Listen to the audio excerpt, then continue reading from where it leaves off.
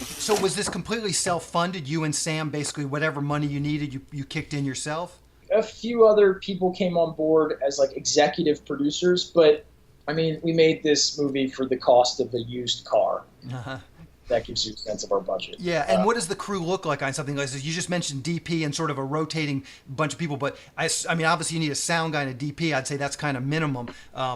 Is that what you had? When we were lucky, yeah. Okay. Um, so it'd often be the DP, so it'd be Ben, it'd be our actors, and then it would be somebody usually running sound. But if for whatever reason they had class that day, or we couldn't, or they, something came up with their girlfriend or boyfriend that they had to figure out with them, we'd go, all right, well, we're not pushing the shoot.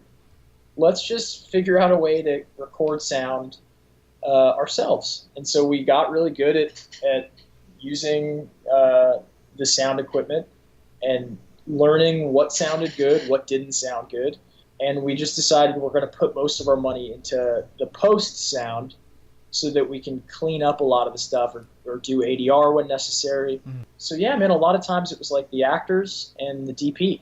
And then sometimes there'd be one or two other people kind of helping out. Yeah. And so maybe we could talk just a little bit about that. You just mentioned, okay, so you're putting a little bit of this money into the post-production sound. Where else on a micro-budget film like this, where you and your buddy are basically doing as much as possible, where else do you need to spend money, just for people out there that are thinking about doing something like this? Yeah, I mean, I think there's no right or wrong way to do it necessarily.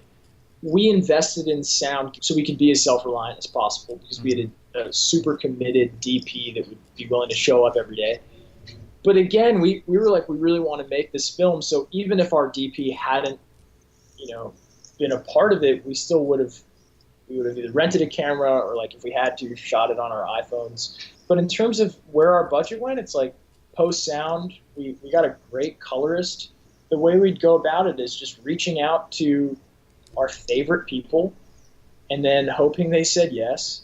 But the way I had read a book out of college called Rich Dad, Poor Dad, and it talks about how 9 out of 10 businesses fail. So you have to start 10 businesses.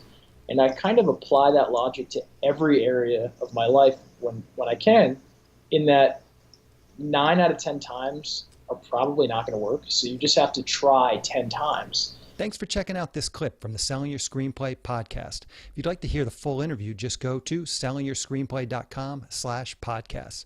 Or to go directly to the episode, just use the link in the show notes. Thanks for watching.